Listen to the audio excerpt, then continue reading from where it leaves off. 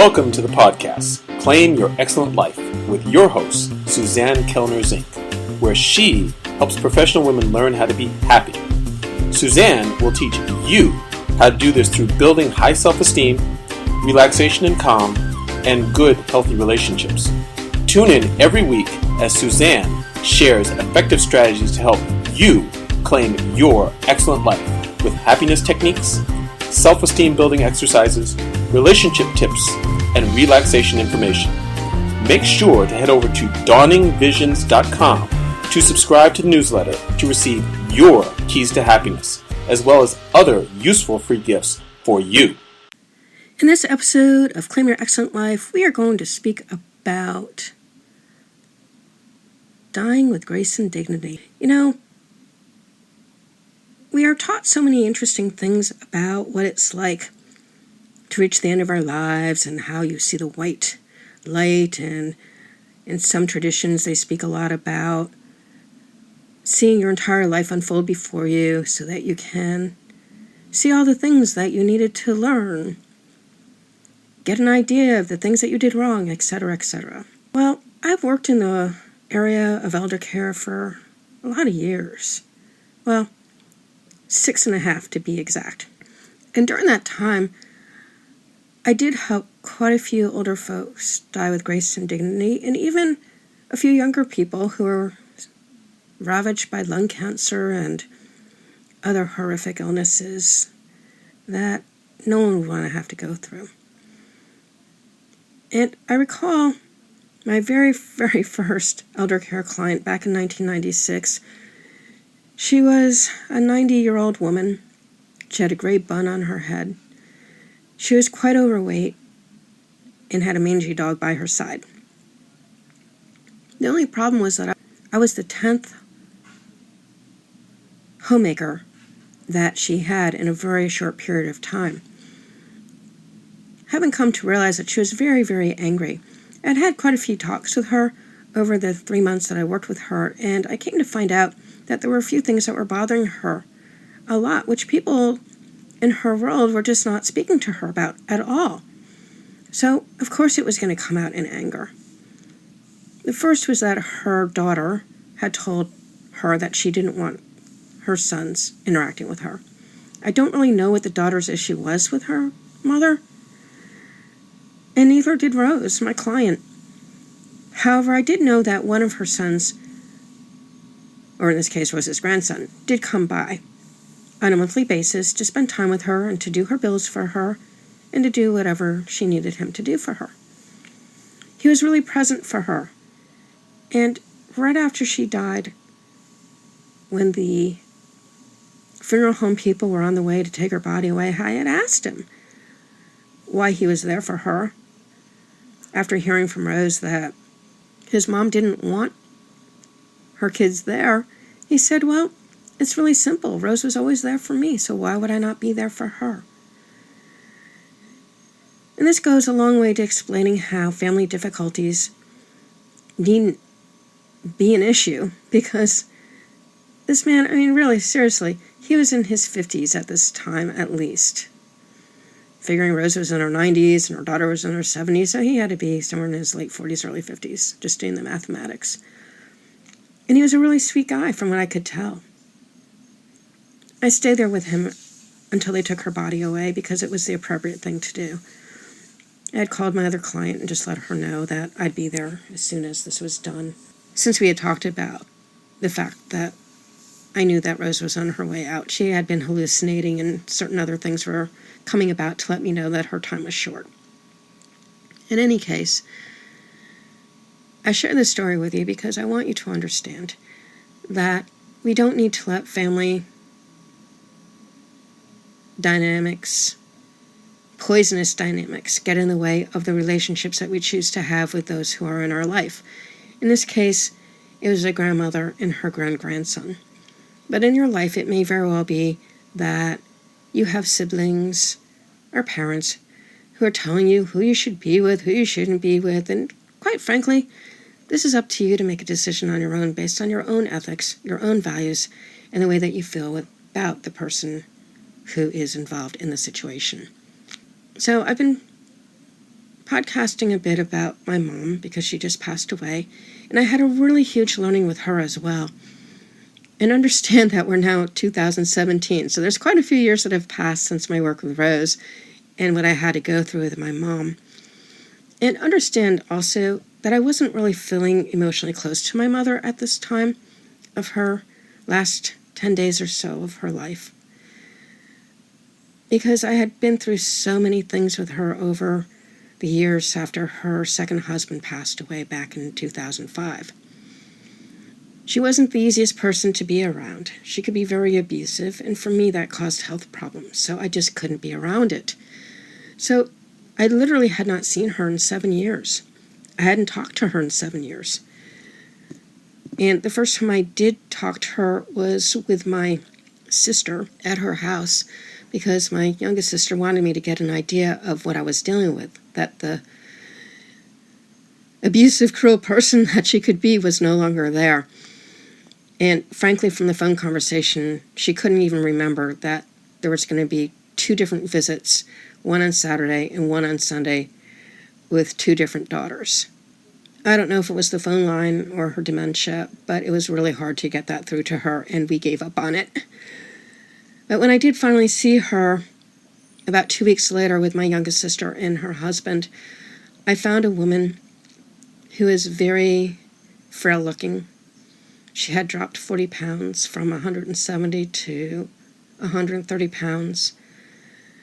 In her wheelchair, both of her hands had been closed into fist because she was unwilling to get an operation to take care of it back in 2005. I know, because I was with her at the rheumatologist's office when the rheumatologist told her what needed to be done.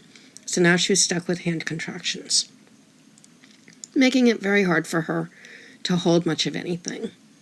She was able to color and do little things for herself, but obviously life was getting more and more difficult. We had a really good visit that first day. I had met my sister and her husband and my mom at a pizza place that was about 1.5 blocks from the nursing home Mom was living in at the time. And she was in a very happy mood. She knew she was going to see me. We had gifts for her. And mainly she was just out of the nursing home, and that was pleasant enough. It was a sunshiny day. It was nice. However, each additional day that I went to go visit her, which I did for 8 of the 9 remaining days that she was alive, she wouldn't eat. She was in horrific pain from her rheumatoid arthritis. She was always cold because she wasn't eating enough calories to warm herself up, and was basically miserable. She kept telling me, I don't know what else to do. I don't want to live like this anymore. And the fact that she was starving herself was an indicator that she was done with life. And I understood this, and I told her each and every time I saw her that it was really up to her what she wanted to do from here on in. That if she wanted to let go, let go. Well, September 9th was that day. But before that day, on September 8th, she and I had a conversation during my visit with her. And she had told me something very interesting. Because this is a woman who had serious mental health issues, had a lot of rage and anger in her, and a lot of distorted ideas of what her life was, in a lot of ways.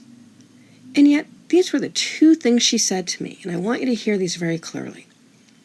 She said, I was lucky enough to have 2 wonderful marriages, and I had fun raising my 5 daughters. That was the sum total of her entire life from the age of 21, when she got married to my father, to the day before she died. Think about that for a moment. There was no rage, there was no anger, there were no complaints. There was nothing. There were no bad memories from the years previous, and trust me, there were a lot that could have come up. All she had was those 2 sentences. I was lucky enough to have 2 great marriages, and I had fun raising my 5 daughters. So what do you think that means? For the rest of us, we find ourselves in a situation when we're later on in life, because Mom was 84. She had just turned 84 February 9th. And we're looking at the ending of our life. I say that's a pretty nice gift to get from our Creator, to only remember the positive. And so succinctly she had put it, in 2 little sentences. I'd like you to carry this with you, not only for your own life, but for when you're in a situation like I found myself in, because I really was not in a place or a space where I thought I was dealing with my mom's death. What I thought I was doing was I was coming out east to work with my clients I had seen 3 years previous who wanted to have me work with them. That was the reason I came east.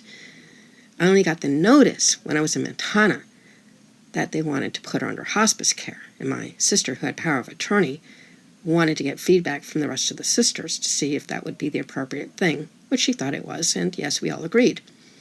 I was not in the mind space to see my mom pass before my eyes over the next 10 days. But what a beautiful passing it was, actually, in a lot of ways for her, because she did have her 3 youngest daughters with her, and the 2 who have husbands, they were there too. My younger sister and her husband played some beautiful music on his guitar, and they sang to her. And my youngest sister was there, basically smiling and lovingly, stroking her head, and just being really present with her. I held her hand for a while and was texting my sister in Florida, the power of attorney, who couldn't be there due to her own restrictions in her life. And that was the way it ended, 4 hours and 14 minutes after I arrived. So that in itself was a pretty quick passing. Be present. Be present to those who you care about, even if over the years things are not as close as they once were, as was the case with my mom. Do the right thing, even if it costs you. Because trust me, there's all different kinds of costs involved that may come up that you're not aware of, not prepared for. And yet, in the end, if you can do what is being called of you when you need to be there for the people who need you to be there, you have at least given yourself a clear conscience, which is more than the people who receive, who weren't there, couldn't be there for whatever their excuses were. And finally, when it comes to your own time, know that most likely you too are only going to be remembering the most positive of your life's story. What a beautiful gift to have. So as always, I thank you for spending your time with me. Till next time. If you have enjoyed Claim Your Excellent Life, we'd really appreciate it if you go over to iTunes and give it a 5-star review. If you have found Claim Your Excellent Life to be helpful to you, and maybe even life-altering with the information that we have shared here, and to allow us to continue this work, which we really do enjoy doing for you, you can sponsor us at patreon.com. That's spelled P as in Paul, ATREON as in Nancy.com. Again, that's P as in Paul, AT as in Tom, REON as in Nancy.com, where there's a few different levels of sponsorship that you can choose from to help us to continue doing this work. We thank you for any assistance that you are able to give us.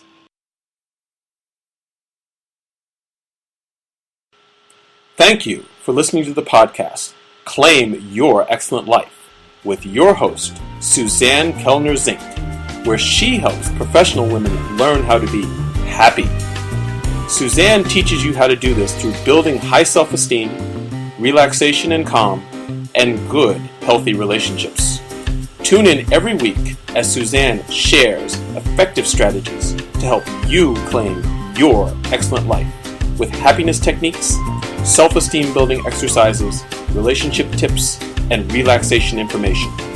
Make sure to head over to dawningvisions.com to subscribe to the newsletter to receive your keys to happiness, as well as other useful free gifts for you.